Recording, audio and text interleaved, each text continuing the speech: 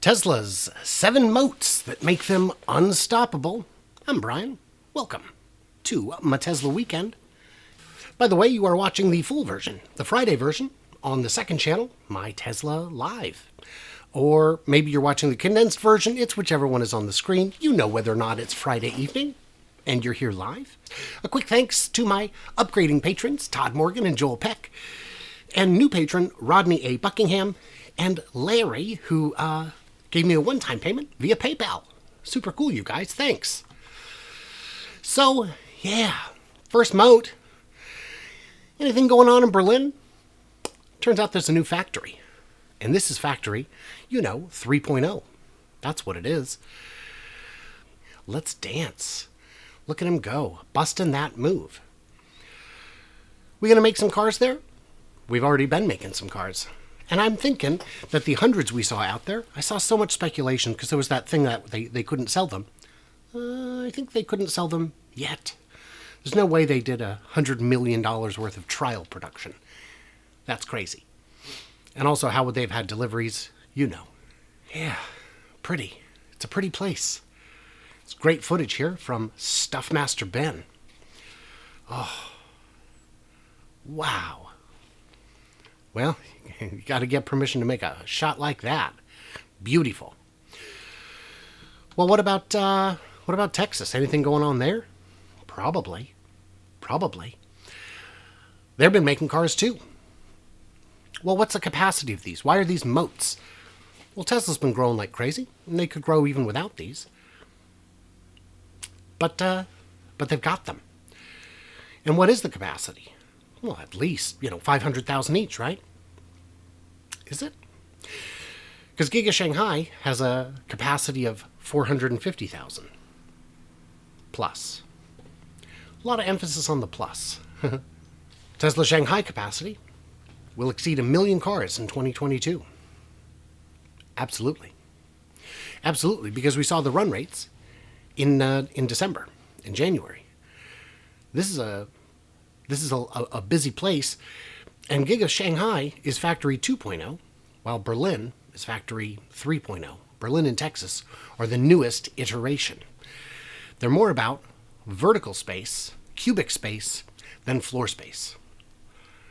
These factories are going to crush. Mineral security. Now that's a moat.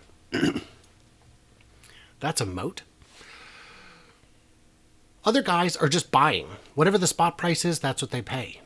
It makes them very sensitive to price fluctuations. Nickel from New Caledonia. Yeah, this price is locked in. And that's a risk. Nickel prices could go down, but Tesla knows they need it, and they know the price at which they secured it was reasonable, and it affords the mines the luxury of knowing they have a customer. They can make new capital expenditures without the risk of going broke. Without the risk of a dip in nickel price causing them serious financial harm. Tesla secures lithium supply contract from world's largest producer. And by the way, this is what lithium production looks like. When you see those open pits, that's not lithium. That's not lithium. Lithium can come from a number of places. There's no reason for it to look like Mordor. So they've got their minerals dialed in. They're going upstream in ways that other producers aren't. Car companies have been wary of going vertical since Henry Ford decided that he was going to create a new cult, basically, for tire production in South America. If you haven't looked that one up, that's a doozy. Fat margins. Yeah. Don't know if you know this, but Tesla has fat margins. And they keep raising the prices. And they keep finding ways to increase the take rate on FSD. That's a moat, man. That's a moat because as the factories get going, costs come down. Costs get more reasonable. But more importantly, if they need to pull a demand lever, the easiest one, they could advertise. Yeah, they could. Or they could just drop the price $500, literally 500, would be likely to have a demand impact. 5,000, ooh, it's a tough call. Other makers can't do that. Can Ford drop their prices by $5,000 without going bankrupt? Less likely, less certain. Don't fat shame Tesla for their fat margins. Fair enough. I will not. And I don't. As a potential buyer, I'm very annoyed. But as a shareholder, I am delighted. If you liked the fundamentals a month ago, you love them now.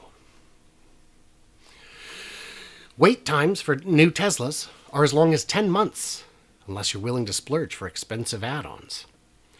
I saw a very funny comment on the Cybertruck video saying, Ford, is making a Lightning that's available in a bunch of colors and with a variety of options that I probably want.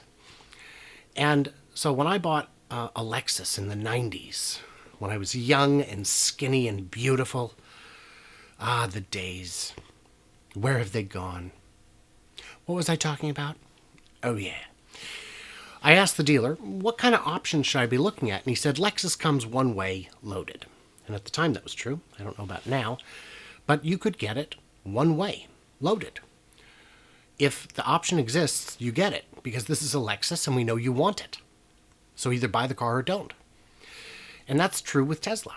There really aren't. I mean, you can get different wheels or a different color. That's about it. The range. The range is kind of, there's just not many options. We know what you want, and it includes it. And that simplifies production.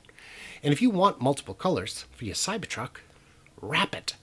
There will be no easier vehicle in history to wrap than a Cybertruck with all those big flat surfaces. Beautiful. Truly beautiful. Many Tesla models are now sold out until 2023, even after the price increases. Boy, that's something the legacy guys would really, really enjoy. Sold out despite price increases. They're back ordered. And that's with 2 new factories coming online. I do believe wait times will get shorter. And as wait times get shorter, the number of orders you're able to get goes up. There are a lot of people who will not order a car if it's going to take them even 6 months to get. Some people won't, even if it's 3 months. And there's a lot of people who are just going to keep their car until it dies and then replace it. If you can't find something in inventory and you have to wait, you're not going to buy a Tesla. That will change. That will improve. On one of the live streams a while back, we looked at how quickly inventory moves. And it moves quick. There's websites to track it that can help you find something you like in inventory somewhere. Panasonic Energy CEO shares info about 4680 battery cells. What an interesting move. I'd read a while back that the patent for the tabless design was not going to stick, that it was not sufficiently novel. I don't know how, but that they were going to have a hard time enforcing that. And internationally, they're not enforcing it, I believe, at all. Yeah. Which is often the case on a lot of patents. The industry has seen that the 4680 is the future, and Tesla is ahead of the game. Panasonic is building 4680 line in Japan. This is from March 1st. Yeah, has made it official. Pending production of large format 4680s that Tesla championed. They're ahead of the game. They've got a tech advantage across the board for everything, all the time. And it's lovely and wonderful.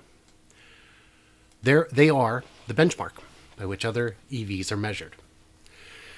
There was a comment recently about how, oh, great, gas prices are high. Oh, great, what am I supposed to do? Buy a $60,000 electric car? I can't afford that. Why would you need to? You can get in theory, you can get a Hyundai for under $40,000. The dealerships may have a different opinion about that, but they're also marking up their internal combustion cars. That's a different matter. You can buy used electric cars. You can get a Leaf for under 10,000. A used Nissan Leaf for under 10,000. Well, the range isn't good enough. I'm sorry your gold is too heavy. But you do have gold. Electric cars work. And they're all measured by Tesla standards. So the other exciting thing, all chemistries. Tesla's able to use all chemistries. Whatever's available, if it works, we can make it work for us. Yeah. LFP for the standard range cars. That's good. They're less energy dense, but they do the trick. And they can make them work. So yeah, if you can use a variety of batteries, use them. Other manufacturers might struggle to make such a switch without doing some homework. They're already doing it. I think there are already Fremont models with the LFPs. But they've been doing it in China now for a while. Tesla will change the type of battery cells it uses in all its standard range cars. Yeah. What a beautiful thing. Yeah, nickel and cobalt are expensive and in high demand. Great, we just won't use them. We'll start by making our own batteries that have less of them. And also, you know what? Let's just use batteries that have none of them, or virtually none. Moats, my friend. Moats. So I do want to say thanks, as I always do, to my amazing Patreons who get early access, bonus content, an ad-free experience, all that good stuff. And for those who don't know, we're having a big Tesla YouTuber meet and greet on the 7th from noon to 3 at Southeast Metro Park in Texas. Join us, won't you? The tickets range from free to not free. They're all the same ticket. You don't get anything extra, but the support is helpful. It's very cool. I did not put a link in the description, but I will. I will. So let's get on to the chat, shall we? Well, there it is, and there you go. If you want to see the full, uncut, 30-ish minute version of this episode, head over to the second channel, link in the description, and subscribe over there if you want to catch these live each Friday at 7 p.m. Pacific, as well as the Fast Charging with B&B podcast, co-hosted with Bear from Bear's Workshop. So, what did I miss or misunderstand? Tell me in the comments, and stay tuned, stay juicy, and I can't wait to hear from you clever robots on the other side.